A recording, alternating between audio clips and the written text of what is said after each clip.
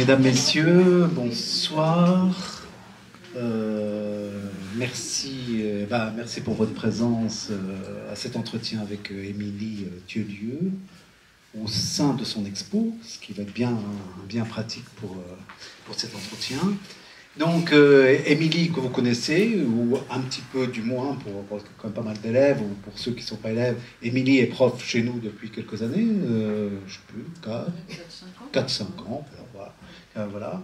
Donc elle est prof de dessin et elle est aussi prof chez nous au niveau des enfants le mercredi et des adolescents. Voilà. Elle a une formation, on va parler de sa formation justement, un petit peu sa formation de beaux-arts, et puis on va parler aussi principalement de la résidence, et pourquoi cette résidence, quelle relation avec justement la formation, et on va essayer de voyager un petit peu avec toi vers le Groenland, parce que je crois que c'était une expérience que tu avais envie de faire déjà, parce que c'est quand même pas évident d'aller dans ces pays froids, quoi, voilà, envie de faire. Et donc, ça nous permettra de savoir si aussi ça déjà modifie un petit peu ton regard ou ton approche par rapport à ton travail plastique, ton travail perso. C'est déjà des choses qui ont déjà bougé par rapport à ça. Parce que là, on est sur une exposition, comme vous le voyez, avec de multiples supports.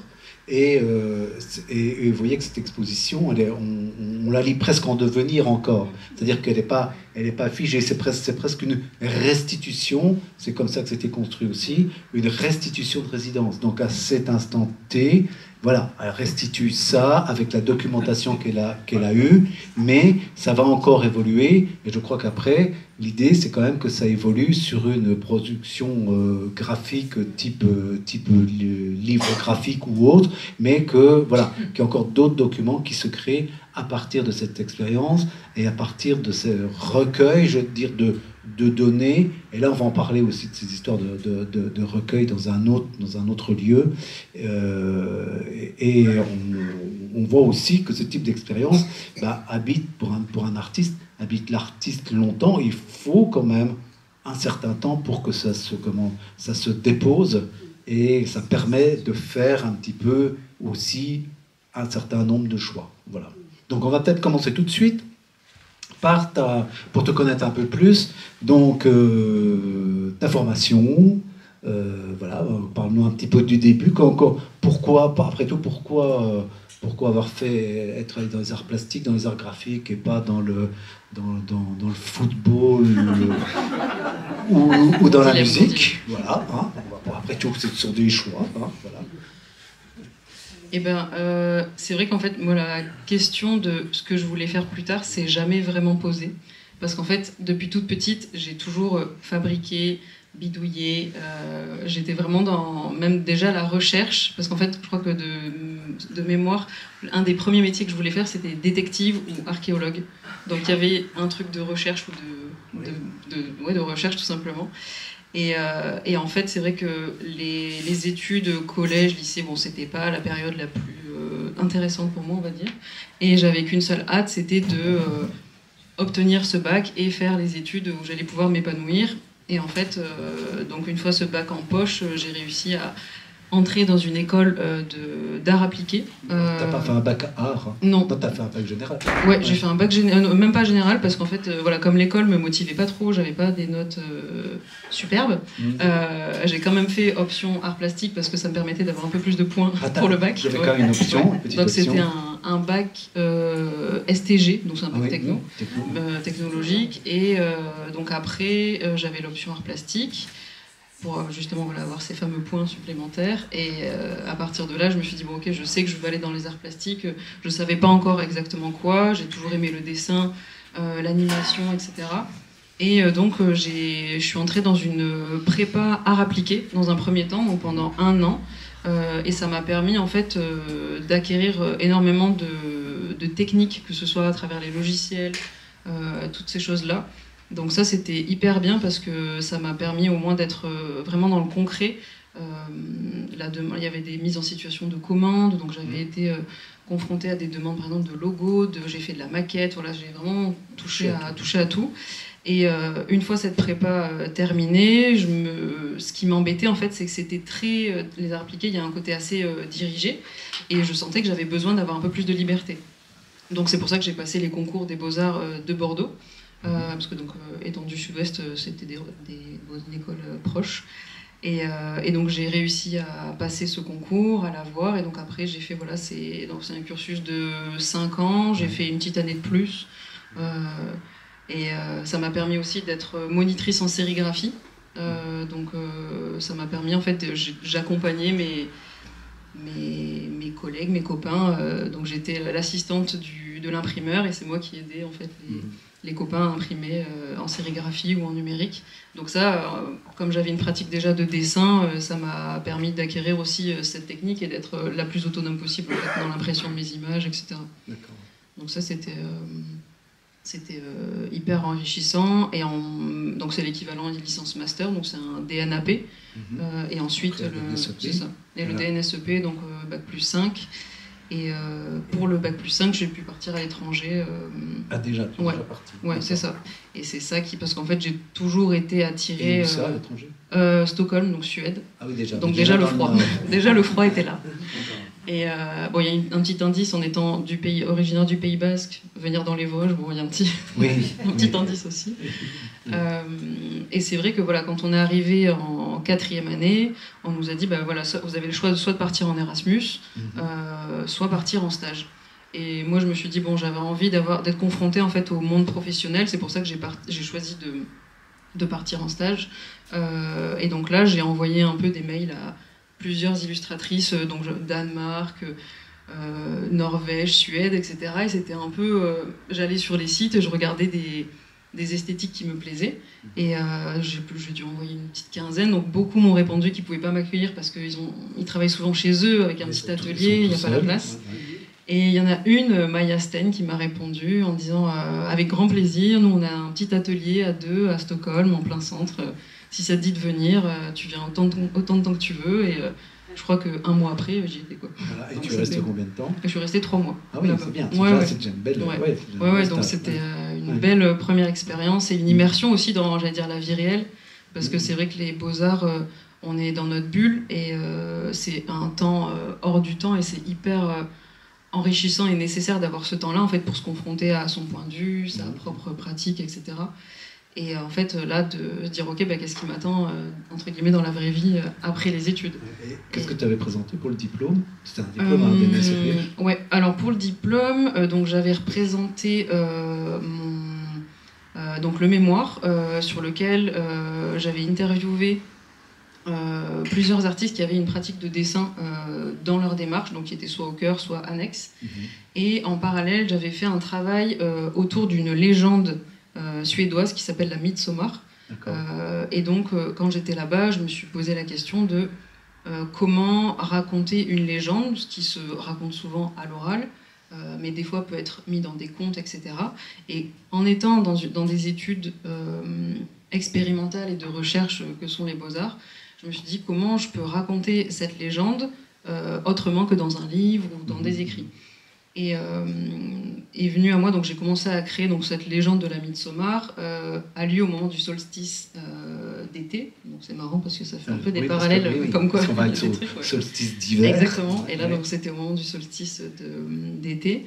Et cette légende dit qu'à ce moment-là, donc au moment du week-end de la fête de la musique, il faudrait aller chercher 7 fleurs dans 7 champs différents, les déposer sous son oreiller, et ça permettrait de rêver du visage de son futur amoureux ou amoureuse. Et quand elles m'ont raconté ça là-bas, j'ai trouvé ça hyper beau, doux et poétique. Et en plus, surtout que nous, on n'avait pas du tout cette référence de légende ici. Et je me suis dit, l'idée c'était, une fois là-bas, rentrer en France, qu'est-ce que je peux ramener comme découverte, comme culture, curiosité. Et voilà, donc j'ai commencé à créer une collection de fleurs que j'avais pu observer, de fleurs sauvages qui apparaissaient autour de moi dans mon environnement. Et après, j'ai commencé à les déconstruire et à m'amuser avec et à faire des visages en fait, avec ces fleurs. Un peu à les toiles de Arcimboldo, je pense que ça parle pas mal. Donc, ils sont un peu plus, j'allais dire, travaillés. Moi, c'était vraiment très plat, on va dire. Oui, c'était en dessin. Voilà, c'était vraiment du dessin au rotring, à l'aquarelle, donc assez minutieux. Et en fait, je les ai imprimés sur du rhodoïde, j'ai commencé à jouer avec sur table lumineuse, et comme il y avait cette question de la nuit, du rêve, j'ai commencé à faire bouger, à jouer avec mes mains, avec ces fleurs-là, et en faisant ça, je me suis dit, mais pourquoi pas animer ces fleurs?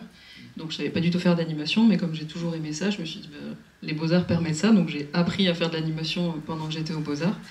Et ensuite, j'ai transposé cette animation en hologramme. Alors, c'était avant que les politiques s'en emparent. Je sais qu'il y a une période où on m'a dit « Ah, tu t'es inspiré de ça ?» Je dis « Non, pas du tout. » Mais l'idée, voilà, c'était de raconter cette légende avec, donc c'était à partir d'une animation sur un écran, avec un petit prisme. Et donc, ça créait un espèce d'effet un peu fantomatique. Et pour moi, ça représentait bien cette légende qui a lieu voilà, pendant la nuit, avec ces fleurs qu'on va chercher dans ces champs. Et en parallèle, j'avais fait un travail de son et d'écriture de poèmes pour raconter aussi autrement. J'avais fait lire à une amie suédoise, une amie anglaise et une amie française pour avoir ces voix et être bercé, parce que quand on écoute une langue qu'on ne comprend pas, ça nous amène aussi quelque part, ça nous fait voyager aussi. Donc ça, c'était mon gros projet de l'année. Et puis après, le deuxième, c'était celui qui a vu le jour il y a quelques mois, à savoir Nuit Blanche. Ouais. Donc on voit, c'est bien, c'est intéressant que tu dises ça, parce qu'on voit bien quand même la continuité par rapport à la formation. Et on voit aussi que aujourd'hui être artiste, et souvent, et on le voit de plus en plus, c'est aussi travailler plusieurs médiums en même temps.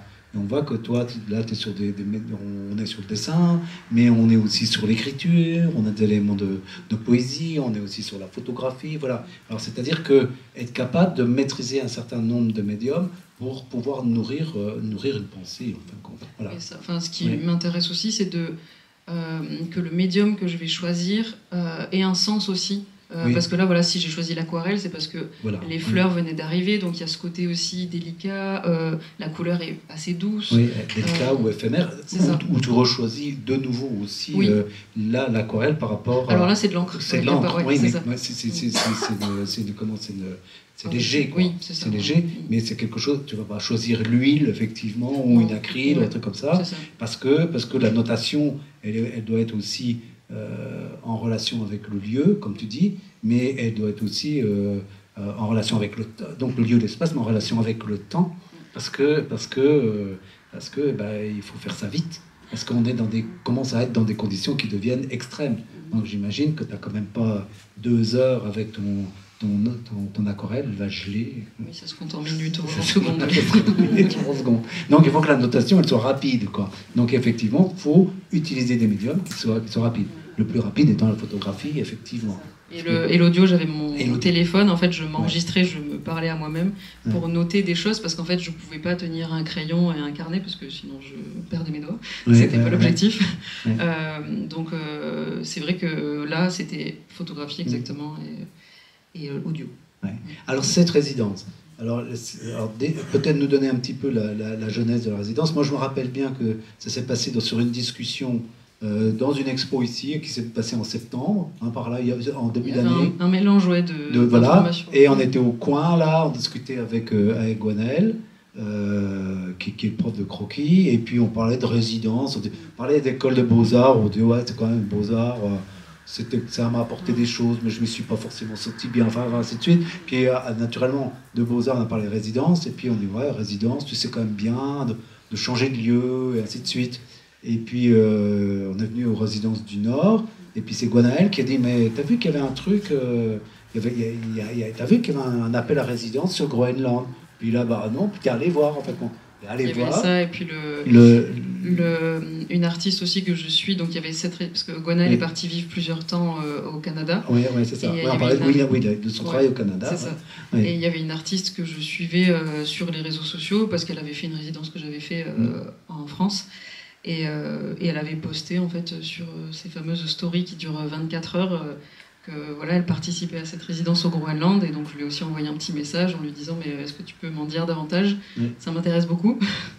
Et c'est comme ça qu'elle m'a expliqué que voilà, il y avait cette résidence avec une association qui s'appelle les Amis d'Akunak et le Manguier, et qui propose d'accueillir jusqu'à 12 artistes maximum par an. Donc c'est 4 mois dans l'année, donc il y a 2 artistes par mois. Et là, on était 4. Mais l'idée, c'est d'être immergé sur une petite île pendant 1 mois au cœur d'un village de... là, quand j'y étais, il y avait 47 habitants, quoi. Ouais, c'est ça. Donc, alors, oui, ça c'est important, l'immersion. Ce que je voulais savoir, c'est que... on en reparlera par rapport à ça, parce que tu arrives là, quand tu arrives en résidence, quel décalage par rapport à tes pensées, je veux dire, à tes images mentales que tu pouvais avoir, et tout de suite, comment tu réétalonnes ça, comment tu repositionnes ça. Ça, c'est quand même assez intéressant, parce que je veux te dire, bon, je vais au Groenland, alors ouais, bon, ça va être blanc, qu'est-ce que je sais, bon, voilà. Alors. Eh bien, c'est vrai que moi, j'ai toujours été attirée par le froid, les pays du Nord, donc j'allais dire le froid me fait pas trop peur. Donc, quand je suis arrivée là-bas, déjà j'étais étonnée parce qu'en fait, on m'avait prévenu que j'y serais pendant la nuit polaire, donc c'est-à-dire que le soleil ne dépasse pas l'horizon. Et donc, je m'étais dit, bon, bah ok, ce sera la nuit 24 heures sur 24. Et en fait, j'étais surprise parce que quand j'y suis arrivée, il y avait comme cette heure bleue, donc cette espèce dont le soleil, on a la sensation qu'il vient de se coucher. Donc le ciel était assez rosé, bleu, comme on peut voir un peu sur les photos. Et je me suis dit, finalement, ça va. Et en fait, évidemment, vu que je suis arrivée début décembre, ça se décline parce qu'on arrive vers le solstice d'hiver. Et en fait, je me suis rendu compte qu'au final, sur place, il y avait au maximum 3 heures de jour. Et sinon, le reste, c'est complètement dans la nuit, quoi. Donc ça met dans un contexte vraiment particulier, et en même temps c'est tellement hors norme et de se dire qu'on a un environnement pareil sur notre planète que ça m'a pas... Moi je m'étais dit que ça allait un peu me déprimer, enfin que voilà, il y aurait des réactions, j'allais dire physiques ou mentales, et en fait j'étais tellement dans un émerveillement et heureuse tout simplement d'être là-bas que c'est... Moi, c'est court. Oui, enfin c'est court et long en même temps, parce qu'en fait il y a cette notion de nuit, on perd un peu la notion du temps, donc il faut régulièrement vérifier l'heure, mettre le réveil le matin, parce que sinon on peut faire des belles grasses mat. Mais ouais, c'est vrai que ça m'a pas perturbé tant que ça, parce que j'étais vraiment dans un état d'émerveillement là-bas. Est-ce que tu avais prévu, effectivement, est-ce que tu avais déjà prévu un axe de travail, ou alors tu as pris le temps de te laisser un peu imprégner pour définir un peu après comment tu allais travailler? Eh ben, c'est vrai que le principe des résidences artistiques, le but c'est pour postuler, d'écrire un dossier, un projet sur lequel on pense, on projette des choses. Et ce qui est bien avec les résidences, c'est que quand on arrive sur place, ce qu'on avait projeté est souvent chamboulé, parce que on fantasme des choses. Quand je suis arrivée, en partant là-bas, moi je me suis dit ce sera, il y aura l'océan bleu, peut-être un peu violacé, il y aura la glace blanche, etc. Et en fait, je suis arrivée là-bas et je me suis dit, déjà il n'y a pas de blanc parce qu'il n'y a pas de lumière, il n'y a pas de soleil, donc c'était des blancs, ce qu'on appelle des blancs teintés, donc c'était des blancs qui tiraient vers le rose, vers le bleu, vers le jaune, etc. Mais il n'y avait pas de blanc. Blanc. Et donc je me suis dit, moi j'avais postulé avec un projet sur les nuances polaires. Du coup, le mot nuance prend son sens aussi, parce qu'il y a beaucoup de subtilité, et en même temps il y a des couleurs qui flashent énormément. Et c'est vrai que là-bas, je pensais, j'allais dire, travailler plus, dans le sens où j'avais une sorte de petit programme, parce que c'est vrai que quand on travaille ici en France, moi je suis quelqu'un d'assez organisé, j'ai besoin un peu de caler les choses pour être plus créative. Et en fait, je me suis rendu compte là-bas que j'ai dû complètement lâcher tout ça, et j'ai plutôt été, je me suis laissée imprégner par cet environnement, par les gens, par ces nuances, parce qu'en fait, je voulais, donc je me concentrais là-dessus. Mais c'est vrai que le quotidien est tellement différent d'ici. Je pense par exemple à la question des plannings. Nous, on se donne des rendez-vous, on a les cours de telle heure à telle heure, des choses comme ça. Là-bas, ça n'existe pas. C'est en fonction vraiment de... ce qui se passe ce jour-là. Exactement. Si c'est une tempête, ça ne fonctionne plus, quoi. Exactement. Et donc, en fait, le mot qui est régulièrement utilisé là-bas, c'est ce fameux imaka. Imaka, ça veut dire peut-être. Donc au début, j'avais le réflexe de leur dire est-ce que je peux aller pêcher avec toi demain? Bon, ça c'était avec de l'anglais, puis des gestes, des langues des signes, etc. Parce que on parle pas la même langue.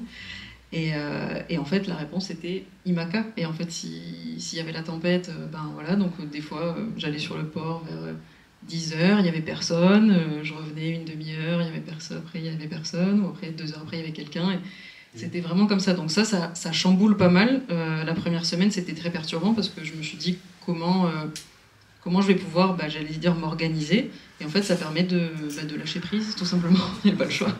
Ouais. Donc je crois que même pour le retour, c'était imaka. Oui, oui, parce que je suis arrivée avec 2 jours de retard, parce que l'avion n'a tout simplement pas atterri à cause du gel sur la piste. Et ouais. Donc, même pour le départ, je veux dire, pour repartir de l'île, en fin de compte, tu m'avais dit, tu avais préparé tes affaires, puis en fin de compte, ça se fera dans les 2 jours. C'est ça, exactement. Les 2 ou 3 jours en fonction du gel, en fonction du passage possible, pas possible. Enfin, voilà. La banquise était en formation. Oui, c'est ça, ils nous avaient dit préparez vos sacs et ce sera la surprise. Donc on ne savait pas si on partait en... Tu peux raconter comment ça s'est passé? On avait préparé, donc ça c'était à la toute fin, donc on prend les choses à l'envers, c'est pas grave. C'est pas grave. En fait, la banquise, alors c'est vrai que normalement, donc là ces résidences ont lieu depuis 2016.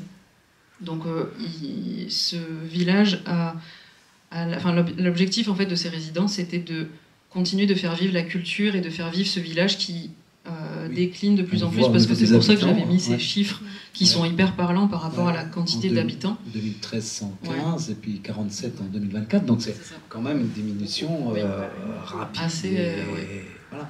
Et importante. C'est ça. Et donc c'est pour ça aussi que ce projet a été amené sur cette île pour continuer à la faire vivre en fait, et donner aussi envie aux gens de rester, de voir qu'il peut s'y passer des choses, que c'est super chouette de rester sur cette île-là, à notre petite échelle.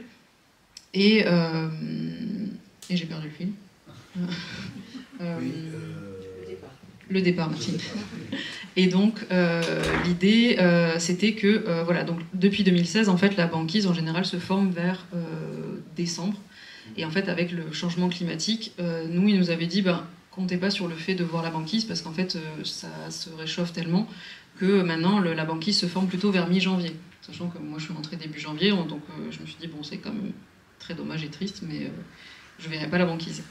Et en fait, pendant ce mois-ci, on a eu droit à tous les temps, les tempêtes, des grands froids. Le maximum qu'on a eu, c'est moins 20 degrés. En moyenne, c'était moins 15 à peu près tous les jours. Mais donc on a eu la banquise qui a commencé à se former, donc le frasil. Donc il y a quelques petites photos où on voit ces espèces de méduses, texture un peu confiture qui se forment et comme des nénuphars qui s'agglomèrent, qui se forment. Et donc elle a commencé à se former une première fois, donc on a eu un espèce d'espoir. Et en fait il y a eu une tempête, donc la tempête a complètement éclaté cette banquise qui était en train de se former. Donc on s'est dit tant pis. C'est raté pour cette fois. Et en fait, on a eu une tempête, et donc là, le froid est redescendu super bas. Et là, la banquise s'est reformée quelques jours avant fin décembre, parce que c'était vers entre le 27 et le 29 décembre. Donc là, on a vu la banquise se former, et en fait, les locaux sont arrivés avec des grands pics. Et donc ils ont commencé à marcher dessus. Ils nous ont dit la technique pour savoir si la banquise est sûre, il faut taper 3 fois dedans. Ça veut dire qu'on peut poser un pied, mais si on veut être sûr de ne pas tomber et que ça ne se casse pas, il faut taper 5 fois. Et là on est sûr de pouvoir marcher. Donc moi je me suis dit, je marche derrière toi et on verra ce qui se passe. Je voulais pas. Évidemment, il faut leur faire confiance, ils ont l'habitude. Et ça, donc c'était le 30 décembre. Et en fait, c'est ça qui était perturbant, stressant pour le départ, parce qu'en fait, comme la banquise se formait dans la baie autour de l'île, on ne savait pas si on allait pouvoir partir en scooter des neiges, donc si la banquise allait être assez solide pour supporter le poids. Récupérer un bateau. Ça. Et, ou alors si on allait aller en bateau, parce que le bateau peut casser la glace, mais à une certaine épaisseur. Et donc c'est pour ça qu'ils nous avaient dit, dès le 29 décembre, préparez vos sacs, et on ne sait pas quand on vous dira qu'on part dans 15 minutes. Et voilà, c'était comme ça. Donc finalement, on est parti le 1er ou le 2 janvier. Et donc nos sacs étaient faits depuis 3 jours. Et en fait, on a vu au loin le scooter des neiges tirer le bateau sur la glace. Donc ça faisait un espèce d'énorme grincement du bateau tiré sur la banquise. Et en fait, je me rappelle avoir vu les pêcheurs et quelques personnes courir en direction de la maison dans laquelle j'étais. Et là, en fait, je me suis dit, ok, bah, c'est bon, donc on a prévenu tout le monde. Et on était là, bon, bah, c'est bon, c'est le moment. Donc on met la combi, parce que sur le bateau, on avait des énormes combis, parce qu'avec le vent, il faisait un froid polaire, sans vouloir faire de jeu de mots. Mais ouais, c'était vraiment en 15 minutes, voilà, ils nous ont prévenus, et puis on était dans le bateau et on était partis. Et puis après, tout le trajet, donc c'était une petite heure de bateau pour rejoindre la ville principale. Et c'est vrai que c'est super impressionnant, mais je crois qu'on le voit dans la vidéo. Le bateau, en fait, régulièrement casse la banquise, en fait, pour pouvoir se frayer un chemin. Et donc c'était assez impressionnant parce que le pêcheur là, qui nous a ramenés avait une conduite très sportive. Donc à plusieurs moments, on s'est dit que le bateau allait se renverser et glisser sur la banquise. Il gérait très bien son bateau, mais c'était un peu l'aventure, oui. D'accord, ok.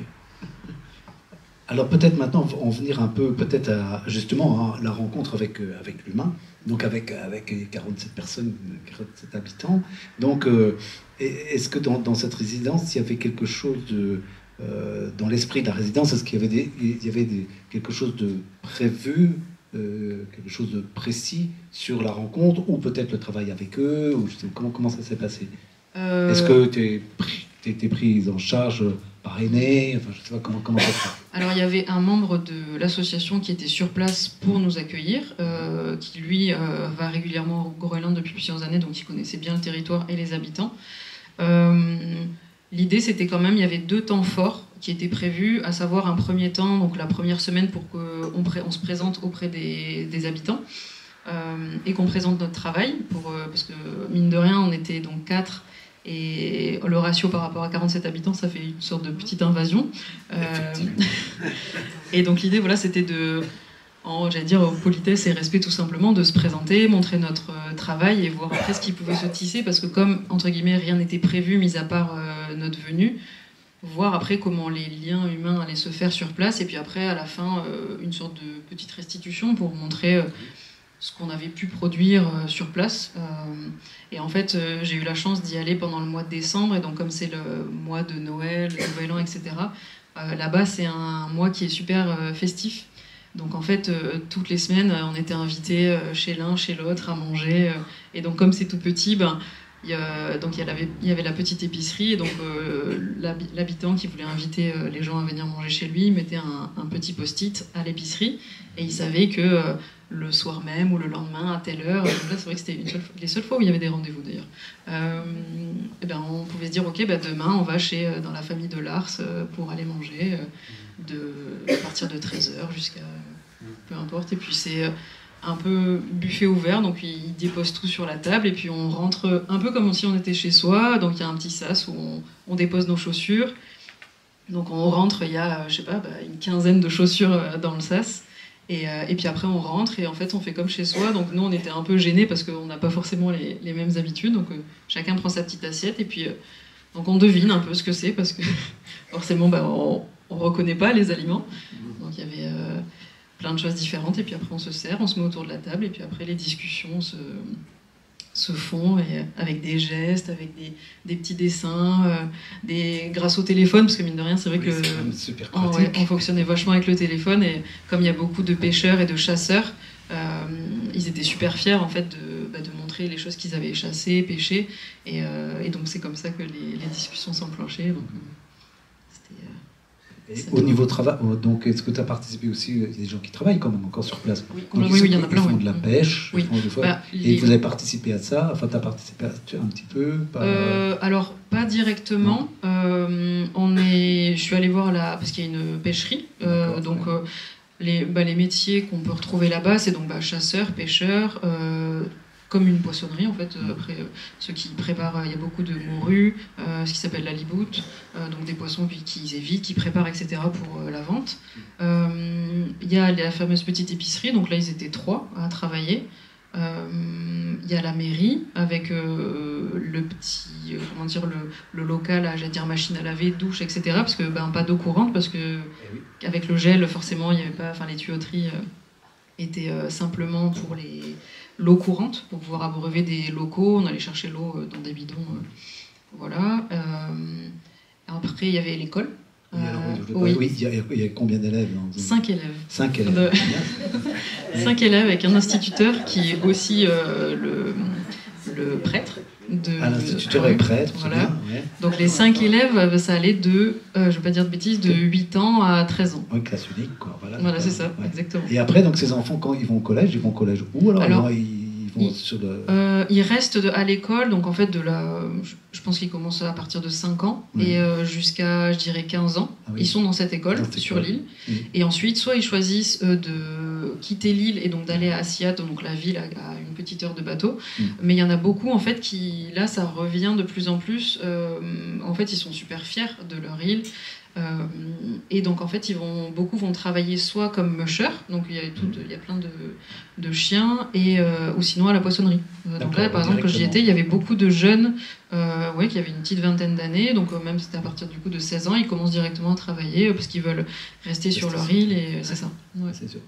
Et puis après il y avait celui qui s'occupe de la ville pour libérer les chemins, parce que c'est vrai qu'avec les tempêtes, le vent, il faut régulièrement déblayer les chemins de neige, parce que sinon on ne peut pas circuler, c'est difficile. Oui, c'est l'homme de... Oui, c'est ça. Oui. Voilà. Donc c'est à peu près les métiers qu'il y avait sur l'île. Il y avait pas mal d'activités. Ouais. Alors, pour maintenant venir à ton travail un petit peu, parce que là c'est bien, on a vu l'aspect humain, donc la couleur, effectivement les nuances polaires, ce mur là de couleur, où on est quand même largement étonné dans une nuit polaire d'avoir autant de nuances. Alors comment tu as sélectionné, comment tu as isolé, comment tu as prélevé, comment ça s'est passé ce travail-là? Alors ça s'est fait beaucoup à l'instinct dans un premier temps. Je me suis dit quels sont les éléments principaux qui m'entourent? Donc c'était à savoir la neige, la glace, l'océan, le ciel. Ça, c'était les éléments qui étaient les plus étendus, et aussi les maisons, parce que c'est vrai que quand on pense au Groenland ou au Pays du Nord, on pense à ces maisons super colorées qui contrastent vachement avec le sol enneigé. Et donc j'ai commencé en fait à d'abord étudier les couleurs du ciel, parce que c'est vrai que là, la lumière était changeante. Donc là, en plus, il y avait ces rosés, ces violets qui apparaissaient. Et donc j'ai commencé d'après réel, mais c'est pour ça que la photographie était aussi importante, parce que c'était une forme de reportage et de capter des moments et de faire de la photographie au plus proche de la réalité, parce que c'est vrai que maintenant avec toutes les retouches, etc., on peut enjoliver les choses, et voilà. Moi j'avais pas pour objectif de mettre des couleurs hyper pétantes et de mentir entre guillemets, je voulais être au plus juste de ce que j'avais vu. Oui. Ça, c'est presque l'aspect presque scientifique. Je veux dire, quand tu parlais de recherche tout à l'heure, archéologie et tout ça, c'est-à-dire d'avoir une notation qui soit la plus précise possible par rapport au milieu, quoi. C'est ça. Et je voulais, pour après prendre cette liberté plus tard, mais être au plus juste de ce que je voyais. Donc il y avait à la fois d'après réel, donc j'avais la chance d'avoir un bureau, d'ailleurs je crois que j'ai mis une photo avec la vue que j'avais, donc ça me permettait aussi tous les jours de voir d'après cette fenêtre, comment changer une même image en fonction de la luminosité. La maison en face était rouge, il y en avait une bleue à côté, et voilà, des fois le rouge était super foncé, presque marron, et le bleu pareil. Et donc de voir aussi comment je pouvais décliner ça. Donc là, de ce qu'on peut voir, donc c'est un état des lieux de 200 nuances. Mais pour l'instant, donc j'ai répertorié la lune, parce qu'en fait c'est vrai que du coup j'avais pas de soleil, donc c'était un peu la lune était le soleil aussi en même temps. Donc il y a les couleurs de la lune, les couleurs donc du ciel, et à la fois dans le ciel il y avait évidemment les aurores boréales, parce que c'était la période propice à ça.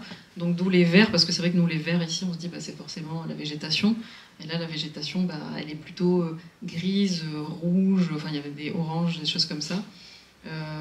Les ciels, la glace, les icebergs, parce que forcément on n'était pas très loin de Ilulissat, donc c'est l'un des plus gros glaciers, c'est ça, qui est le bras qu'on voit juste ici. Qui est juste ici. Oui, l'île elle est là, c'est ça.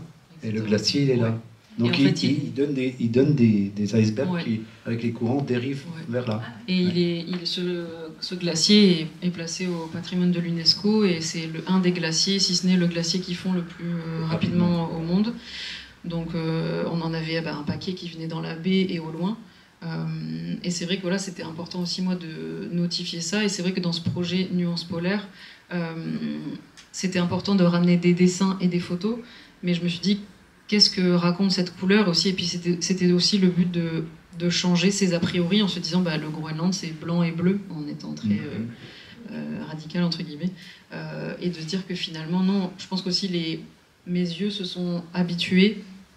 Et peut-être que les couleurs paraissent encore plus fortes parce que comme tout est très atténué, les couleurs vives, voilà, elles ressortent énormément. Contraste, ouais, exactement. Ouais. Je pense à la couleur, le magenta, donc c'est la couleur de l'école. Ouais, c'est la seule maison comme ça et ouais. c'est assez flagrant quoi. Donc c'est un peu comme ça que j'ai. Il y a aussi, ce qui m'importait, c'était c'est les deux colonnes complètement à droite.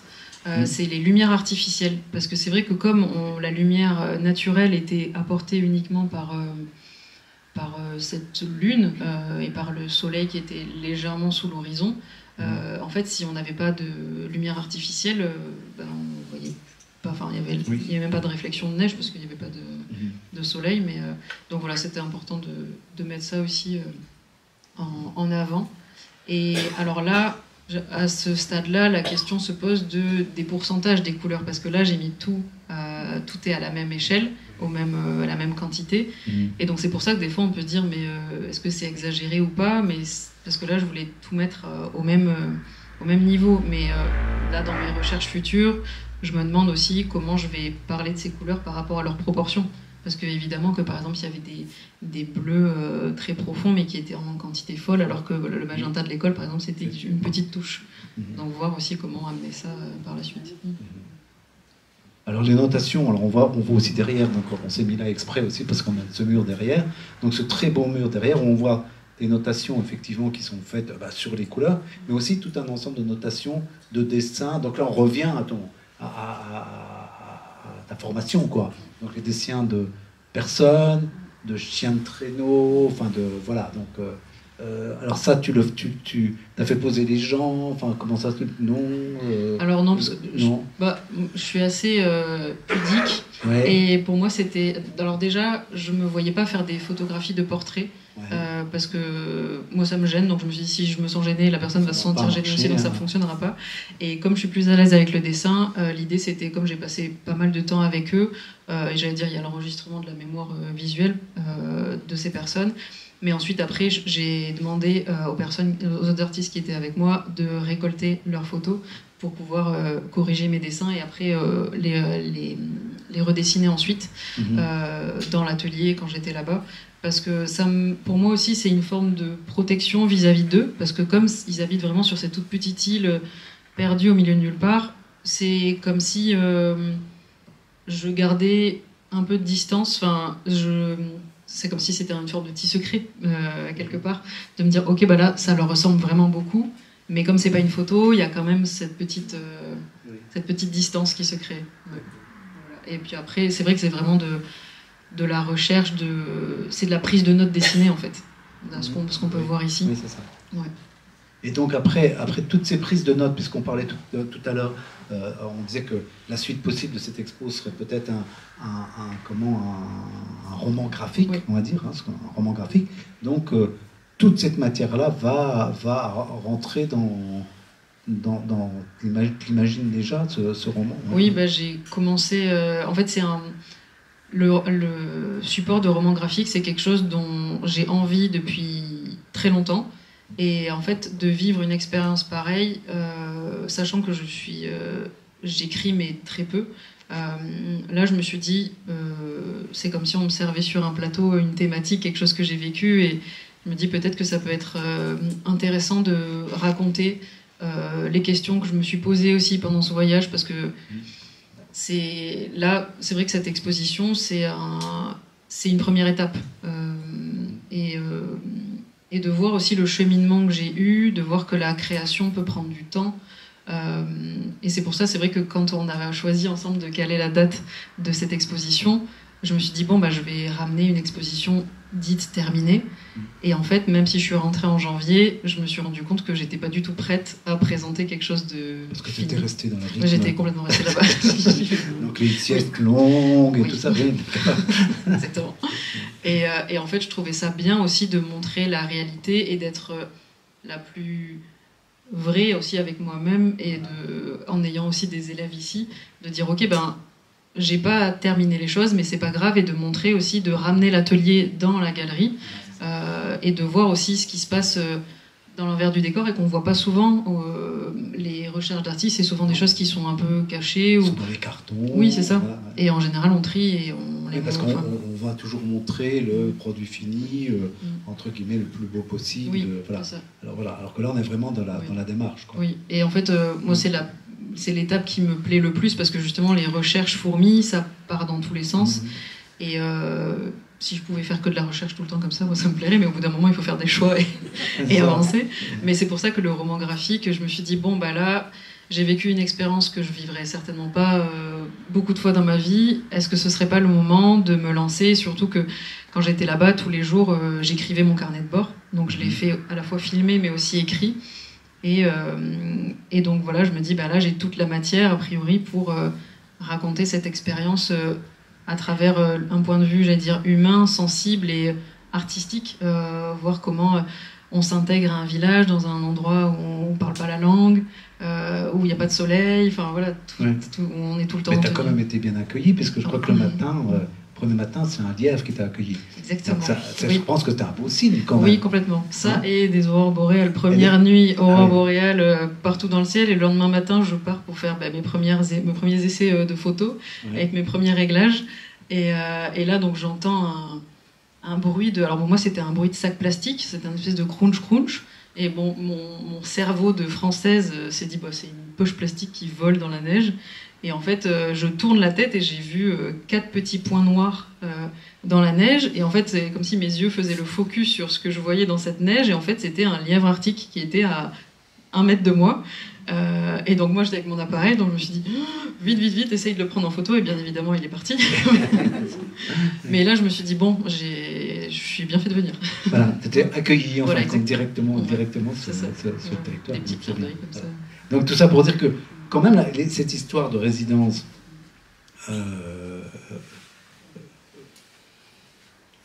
à des époques plus anciennes, on ne faisait pas de résidence, ça n'existait pas, mais il y avait toujours eu un déplacement, des artistes, souvent du nord vers le sud, ou quelquefois du sud vers le nord, et donc, le déplacement était plus lent et tout ça, mais effectivement, ce cheminement-là est quand même un cheminement hyper important à mettre en relation avec le cheminement de la création. Et est-ce que ça a modifié beaucoup de choses chez toi? Est-ce que ça modifie encore peut-être des choses dans ton rapport, effectivement, on va dire, dans ton rapport au monde, dans ton rapport au paysage et tout ça? Est-ce que, voilà. Je dirais que ça a plus accentué des choses que je faisais, que je faisais déjà, mais en n'étant pas forcément consciente. Je pense, par exemple, à la question de la temporalité. En fait, c'est vrai qu'on est aujourd'hui, en 2025, tout va très vite. On est un peu dans la surproduction, on va vite. Et le fait d'être là-bas, en plus, donc j'étais coupée d'Internet, des mails, de tout. Ouais, donc ça, c'était très très bien. Mais en fait, ça a permis de revenir ici en me disant, c'est pas grave d'aller lentement.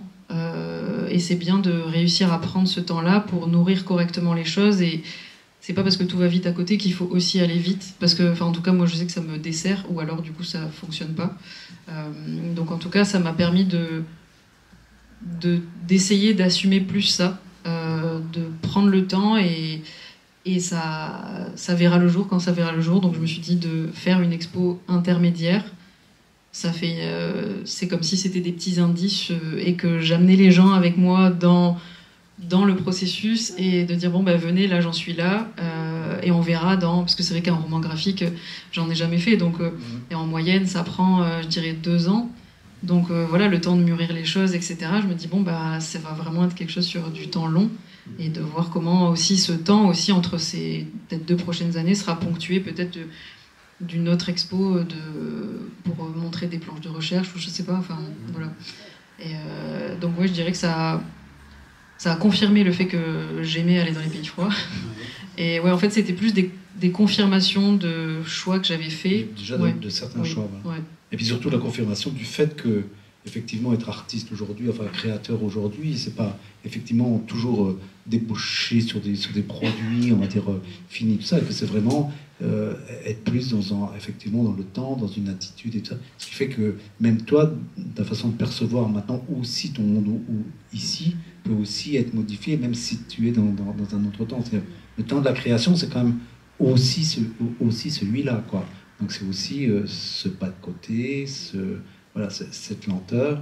Et là, tu le vis physiquement, directement dans ton corps, dans ton esprit, sur une île, quoi. Oui, voilà. Bah, ce qui était très perturbant au retour, c'est que, bon, on est dans un coin, dans les Vosges, c'est quand même un endroit assez paisible, calme, mais je pensais pas que le retour serait aussi violent et dur.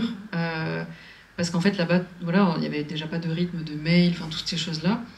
Mais comme je vivais vraiment au rythme de la nature, j'allais marcher tous les jours, c'était au moins 6 km dans la neige, donc bon, c'est pas le même type de marche que sur du béton ou des chemins de forêt. Donc c'était assez sportif. Mais c'est vrai que, oui, la balance était assez impressionnante, et donc c'est pour ça que cette notion de temps a été nécessaire pour, j'allais dire, remettre les pendules à l'heure et conserver ce que j'avais découvert là-bas en le ramenant ici, mais en même temps, quand je suis revenue ici, tout de suite, je me suis dit, je vais garder le rythme de là-bas et faire la même chose ici. Et en fait, je me suis dit, mais je vais être complètement en dehors de la société si je fais quelque chose comme ça peut pas fonctionner. Donc réussir à réajuster tout ça, quoi. Ouais, mais en même temps, ça te donne effectivement, t'étayes un peu ta relation au monde et ta relation à la création. Et effectivement, une fois que tu as ces éléments-là, c'est ça où tu peux aussi te dire, bon, toi tu dis je marchais tous les jours et tout ça, mais peut-être ça te donne des façons de fonctionner aussi en te disant, en t'obligeant ici à retrouver la nature peut-être plus souvent, être plus souvent dans ce regard-là, être plus souvent de provoquer ce décalage pour te retrouver véritablement en contact avec le milieu et dans un état de lecture et de création par rapport au milieu. Voilà. Mais c'est vrai que c'est compliqué. Je crois que c'est effectivement parce que tu reviens dans une vie active. Ouais. Alors, pourtant, je pense pas avoir un rythme hyper actif ici non plus, mais comme quoi. Finalement, on est très conditionné par plein de petites choses, quoi. On est entraîné. Si on est en décalage, tout de suite on est mis de côté, et c'est comme si on avait raté le train. Et il y a un peu cette sensation-là. Oui, il y a un peu de temps. Ouais, voilà. Je vais peut-être passer un peu la parole au public qui est nombreux, si vous avez des questions spécifiques à poser à Émilie. Oui. Je voudrais demander comment vous êtes nourri là-bas, parce que la nourriture devait être totalement différente d'ici. C'est vrai que c'était une grande question. Ils nous avaient prévenu là-bas qu'il fallait pas être trop difficile. Alors il y a beaucoup de produits importés. Donc il y avait beaucoup de conserves, des choses comme ça, enfin des différentes choses congelées. Il y avait très peu de fruits. Je me rappelle avoir peut-être mangé 2 bananes. Mais sinon c'était beaucoup d'oignons, de carottes et de pommes de terre, mais qui sont importés. Et sinon, par contre, en fait, on a beaucoup mangé quand on était invité chez les gens, surtout que là-bas, ils pêchent énormément. Donc en fait, eux, leur pêche principale, ce sont les phoques. Donc on a pu manger du phoque, découvrir ce que c'était. C'est proche du saumon en termes de texture, donc c'est vrai qu'en termes de goût, c'était assez agréable parce que c'était proche de quelque chose que je connaissais. Après, ce qui était bien aussi, c'est que en fait, on se rend compte aussi de la consommation proportionnelle à un lieu. Parce que là, par exemple, je discutais avec un des pêcheurs qui s'appelle Akralou, et il nous disait que lui, il pêchait maximum 2 phoques par jour. Et ça permet aussi de voir que d'avoir une consommation proportionnelle à ce qu'on mange, enfin voilà, de pas être dans la surconsommation.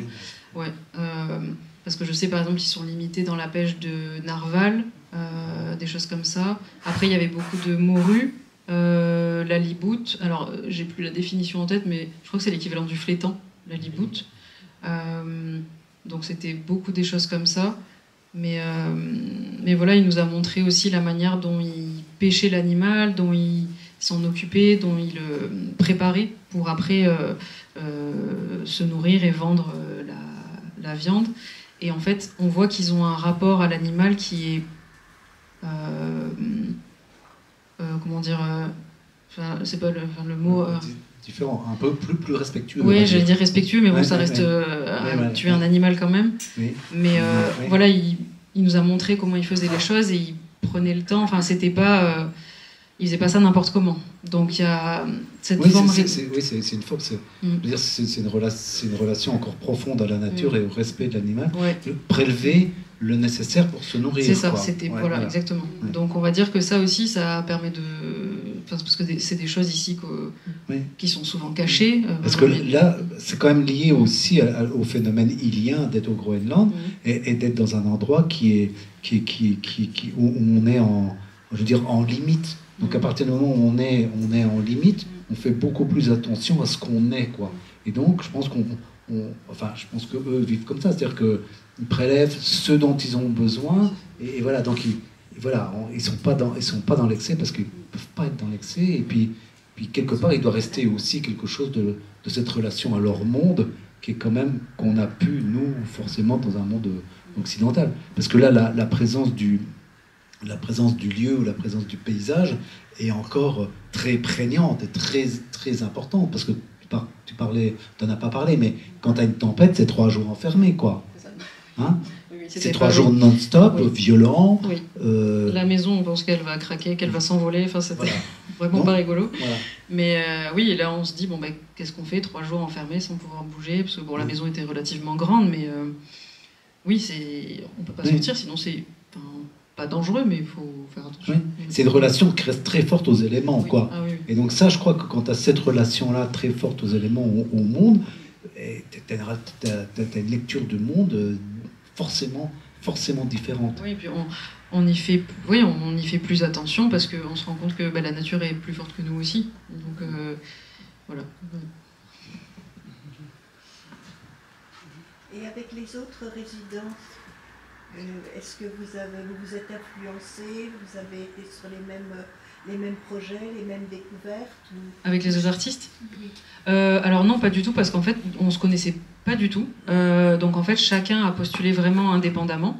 Et en fait, je pense qu'ils nous ont sélectionnés par rapport... Alors moi, il m'avait posé la question si je voulais être avec d'autres plasticiens, donc d'autres personnes qui pratiquent le dessin. Et j'avais dit que j'aurais préféré être avec des artistes qui pratiquent pas forcément le même médium que moi, parce que je trouve ça enrichissant en fait de se nourrir. Donc il y avait en l'occurrence 2 musiciens, et donc on était en gros 2 à dessiner et 2 musiciens. Et non, c'est vrai que chacun est venu avec son projet. La question s'est posée quand on s'est rencontrés de faire un projet ensemble, mais finalement ça s'est pas fait. Mais c'est vrai que ça permet aussi de voir comment chacun s'inspire en fait du lieu et de voir ok, toi t'es parti avec ce prisme là et moi celui-ci, et donc ça c'était assez chouette de discuter là-dessus. Ouais. Est-ce que tu as réussi, pour revenir sur la nature prégnante, à ne pas être que dans la contemplation et réussir finalement quand même à dessiner? Parce que quand c'est aussi fort que ça, on a juste envie peut-être de regarder et de pas produire et de... Toi, t'es pour les longues siestes. Hein. Oui, c'est une très bonne question. Et parce que je m'en suis même voulu. C'est pour ça, parce que quand je suis rentrée, j'avais cette sensation de ne pas avoir travaillé. C'est très occidental. Quoi. Oui. Et d'être dans la production, etc. Et en fait, je me suis dit que non, le travail de résidence et de recherche aussi, c'est d'être dans cette captation d'éléments, de sensations, etc. Surtout que c'était court, je veux dire, en plus. Oui, c'est ça. En fait, le truc, c'est qu'en un mois, en un mois, on a le temps, en 3 semaines, de s'émerveiller. Et on va dire que la dernière semaine, j'étais vraiment à l'aise. Mais c'est vrai que ça passe vite. Mais oui, pour répondre à ta question, bon, je veux pas dire que c'est un regret, mais je me dis non, j'ai capté au maximum tout ce que j'ai pu, donc que ce soit avec la photo, l'écriture, la vidéo, et c'est pour ça en fait c'est comme si je me remplissais et que je voulais rien oublier. Et sur place, je pense que c'est l'écriture, alors que je suis pas quelqu'un qui écrit beaucoup, mais j'ai produit beaucoup par l'écriture, parce que du coup j'écrivais ce que je ressentais. Donc ouais, la production est passée plutôt par là. Mais le dessin, c'était plus voilà, des petites choses par-ci par-là, mais ouais, voilà, donc c'était autrement que ici. Parce que l'écriture, effectivement, c'est le journal de bord, quoi. Oui. Et donc voilà, et j'avais reçu pendant le FIG Emmanuel Ruben, tu vois, et donc, qui a fait l'usage du Japon, là, et donc lui, c'est sur 4 mois, et il sillonne le Japon en vélo et tout ça, et il est aussi dans l'écriture, il disait que, alors lui, il s'est pas embêté, il pouvait utiliser le téléphone au Japon, toi tu pouvais, mais il faisait ça sur Instagram, et il avait droit à 2200 signes, quoi. Mais chaque soir, en fin de compte, il pointait ses 2200 signes. Et donc, c'est effectivement très régulier. Et donc, effectivement, le journal de bord, c'est quand même... Et alors, justement, ce journal de bord, je crois que le fait d'avoir écrit influence ta production graphique. Parce que cette mémoire-là alimente ta mémoire visuelle. Hein. Complètement. Voilà. Et puis, c'était 1 mois, et là, je le relis régulièrement, et il y a plein de choses que j'avais déjà oubliées. Voilà.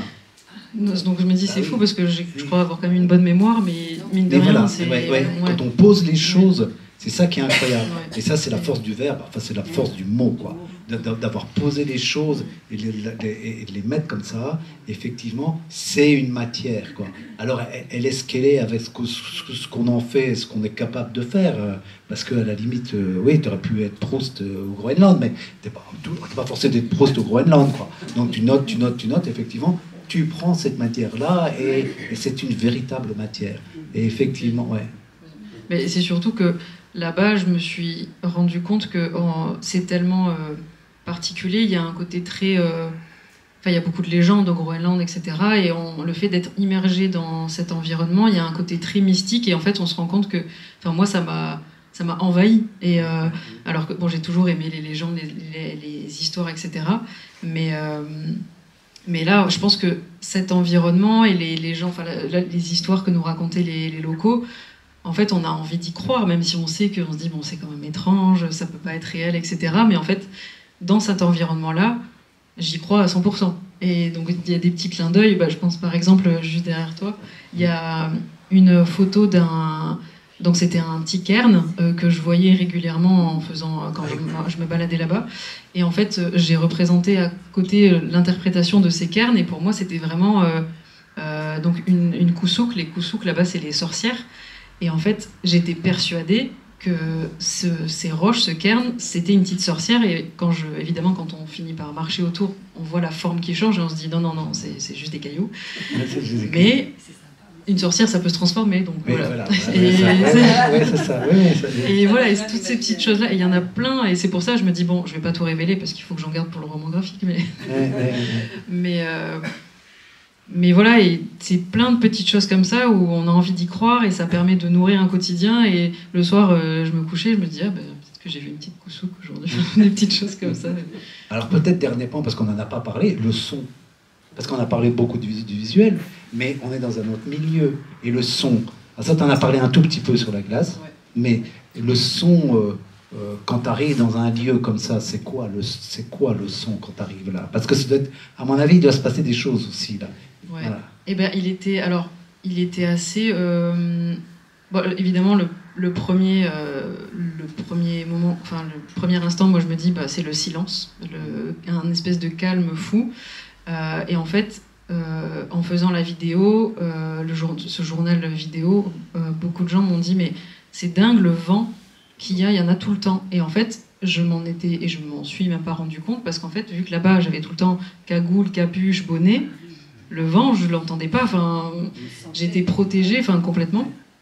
Et donc en fait, c'est comme si le vent, je le sentais quand je voyais mes cheveux voler, ou que mes cils perlaient, etc., où ça gelait.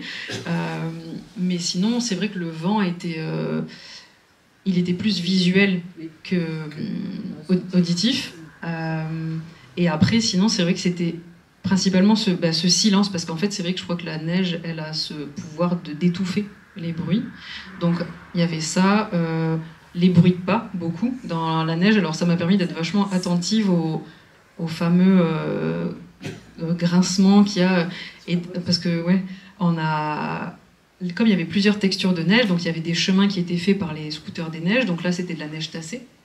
Mais après, évidemment, toute la neige était fraîche et donc les endroits étaient complètement vierges. Donc en fait, c'est moi qui choisissais mes propres chemins et c'était un peu la surprise de à quelle profondeur j'allais m'enfoncer. Donc ça pouvait être jusqu'à mi-mollet, mais ça pouvait être jusqu'à mi-cuisse. Donc bon, c'était pas la même chose. Et là, ça m'a permis d'être attentive au bruit du pas dans la neige. Si elle était très tassée, ça faisait presque un bruit comme si on marchait sur du polystyrène. Si elle était très enfoncée, ça faisait un bruit de coussin, enfin très étouffé, donc il y avait ces choses-là. Il y avait les bruits des bateaux à moteur dans la baie, beaucoup la neige qui grince parce qu'il y avait 4 gros lacs gelés sur l'île, et donc c'est vrai qu'en fait on entend cette glace craquer, et donc on se dit j'espère que je vais pas tomber, mais bon ça va, il y avait de la marge. Mais oui, vraiment ce que je retiens, c'est surtout ce silence, enfin, ce son étouffé par cette neige, et grâce à ce calme, en fait, parce que dès qu'il se passe quelque chose, c'est comme si en fait tout était figé, et s'il y a un truc qui bouge, notre œil tout de suite il va se diriger dans cette direction. Ouais. Oui. Moi, je voudrais bien savoir comment les gens qui vivent, comment eux, ils aperçoivent leur environnement. Toi, tu as fait la connaissance, je ne sais pas, de combien de personnes sur les 47, et avec lesquelles tu as pu échanger et comprendre leur manière, comment eux, ils aperçoivent leur environnement. Et est-ce que, parce que toi, tu racontes à plusieurs moments, tu sens un émerveillement très très profond, est-ce que tu as pu croiser des gens qui ont les mêmes sensations que toi? Alors oui, je pense à une personne, à Jens, qui est donc une des personnes que j'ai dessinées, qui est vidéaste, et d'ailleurs il y a sa maison que j'ai photographiée. C'est une des personnes avec qui j'ai beaucoup discuté parce qu'il parlait bien anglais. Et c'est vrai que lui, il a une pratique de photographe et vidéaste, et en fait, lui, il habite la maison la plus sur la pointe en fait de l'île. Et donc c'est vrai que régulièrement il fait des photos en fait de cet environnement, et c'est comme si, pour moi c'était un des seuls qui se rendait compte de cette magie qui pouvait opérer, parce qu'en fait c'est vrai que beaucoup d'autres, quand on leur dit mais c'est fou, telle chose, et en fait pour eux c'est totalement normal. On avait eu écho d'une discussion d'autres artistes qui étaient venus précédemment et qui avaient demandé aux enfants mais vous vous ennuyez pas sur votre île, c'est tout petit, vous n'êtes pas nombreux. Et en fait, les enfants ne comprenaient pas la question. C'est comme si on dit non, c'est chez moi, il y a la mer, il y a les bateaux, je peux courir dans tous les sens, c'est une liberté folle. Et donc oui, c'est vrai que pour eux, c'est normal en fait. Ils vivent avec ces éléments et cette magie. Alors, je pense que le truc, c'est que comme il y a cette barrière de la langue, puis il n'y avait qu'un mois, mine de rien, donc c'était dur de creuser encore plus les conversations. Mais oui, je pense que Jens, lui, en tout cas, il était particulièrement touché par ça. Et puis régulièrement, on s'envoie des photos. Et donc voilà, il est hypersensible à la lumière, toutes ces choses-là. Donc, ouais. Mais à la fin, tu as montré tes expériences. Oui. Aussi une partie de là-bas, tu veux dire? Et oui. Comment eux, ils ont réagi? Et est-ce qu'ils étaient finalement très, très contents de se dire, mais oui, on vit dans un environnement exceptionnel et qui sont, vivent de la gratitude de se dire, mais c'est spécial où je suis. Je pense qu'ils étaient très heureux parce qu'en fait, on avait des démarches très différentes. Donc ça permet aussi de voir, c'est comme quand on est dans nos quotidiens, on ne voit plus nos quotidiens parce que ça fait partie des rituels. Et c'est vrai qu'ils étaient agréablement surpris. Mais c'est vrai qu'il y a quand même, comme beaucoup de pays nordiques, c'est pas que un cliché, c'est que c'est des gens quand même pudiques. Donc c'est vrai que il y avait beaucoup, en général, ce qu'on faisait, c'est qu'on les laissait regarder et en fait, ils rigolaient entre eux ou ils montraient des choses. Mais c'est vrai que quand après on essayait de creuser un petit peu, on sent qu'il y a une forme de pudeur aussi. Donc il y avait quand même cette petite distance et en même temps, on n'a pas envie de... C'est comme si on avait envie de leur laisser quelque part, il y a un peu de ça. Ouais, c'est ça, exactement.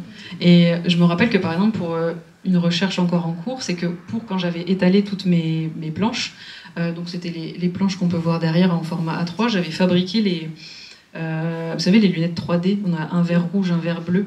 Et en fait, j'en avais fabriqué 2 parce que j'avais ramené des papiers transparents colorés bleus. Et donc, j'en avais fabriqué avec ces filtres bleus et je leur avais dit, vous pouvez les essayer et regarder les couleurs. Et je leur avais dit que c'était ma manière de percevoir la nuit polaire parce que c'est comme s'il y avait un filtre sur ces couleurs-là. Et donc, je sais que ça les a bien fait marrer, par exemple. Mais voilà. Donc, c'était des petits échanges comme ça, mais ça restait... ouais, ça restait pudique et en même temps, voilà, c'est toujours délicat et j'avais pas envie de trop de forcer et juste de les laisser passer ces moments-là. Voilà. La langue, c'était le danois? Non, c'était le Kalaallisut. Donc c'est parce qu'en fait, le Groenland, c'est le nom qu'a donné les Danois au Groenland. Mais le nom officiel, donc c'est Kalaallit Nunaat. Donc Nunaat, c'est l'île, et Kalaallit Nunaat, c'est l'île du Groenland. Et donc on dit que c'est des Inuits, mais aussi qui parlent le Kalaallisut, ou que ce sont des Kalaallisut. Donc tu ne pouvais pas apprendre quelques mots, tu n'avais aucune... J'avais zéro notion, mais disons que je sais dire peut-être 5 mots. Dis-nous 5 mots pour terminer. Alors, je peux dire Alou, c'est bonjour. Voilà. Et Pichluarit, donc c'est l'un des titres d'une photo. Pichluarit, donc ça s'écrit Piluarit, mais ça se dit le double L, c'est Chle. Pichluarit, c'est joyeux quelque chose, donc ça peut être bonne année ou bon anniversaire ou quelque chose comme ça. Et après, ta couche, c'est au revoir. Voilà. Bon, alors, merci, ta couche. Et puis, belle année, belle suite dans la création du roman graphique. Voilà, en tout cas, merci pour cet entretien, pour avoir partagé un peu ce voyage, cette résidence. Bravo. Voilà. Merci beaucoup.